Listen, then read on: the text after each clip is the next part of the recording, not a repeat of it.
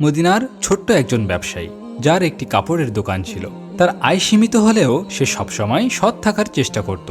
একদিন এক ধনী ব্যক্তি তার দোকানে এসে বেশ কিছু কাপড় কিনলেন এবং ভুল করে বেশি টাকা দিয়ে দিলেন। ব্যবসায়ী ভুলটি বুঝতে পেরে সঙ্গে সঙ্গে টাকাগুলো ফেরত দিল। ধনী ব্যক্তি অবাক হয়ে জিজ্ঞেস করলেন, তুমি তো এই টাকাগুলো রেখে দিলেও পারতে, কেন ফেরত দিলে?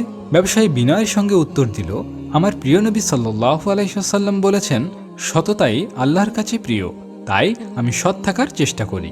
ধনী ব্যক্তি তার সততায় মুগ্ধ হয়ে বললেন, আমার বড় একটি ব্যবসা আছে, আমি একজন বিশ্বস্ত সহযোগী খুঁজছি, তুমি কি আমার ব্যবসায় যোগ দেবে? আল্লাহর ওপর ভরসা করে ব্যবসায়ী প্রস্তাবটি গ্রহণ করলেন। ধীরে ধীরে তার জীবনে বরকত আসতে শুরু করলো। তার পরিশ্রম ও সততার জন্য ব্যবসা ফুলে ফেঁপে উঠল এবং সে শুধু নিজের পরিবারই নয়, গ্রামের দরিদ্র মানুষেরও সাহায্য করতে পারল। গল্পটি আমাদের শেখায়, সততা শুধু ব্যক্তিগত সম্মানই বৃদ্ধি করে না, বরং আল্লাহর রহমতের দুয়ার খুলে দেন। কুরআনে আল্লাহ তাআলা বলেছেন, তোমরা সৎ হও, কারণ সৎ মানুষ আল্লাহর কাছে প্রিয়।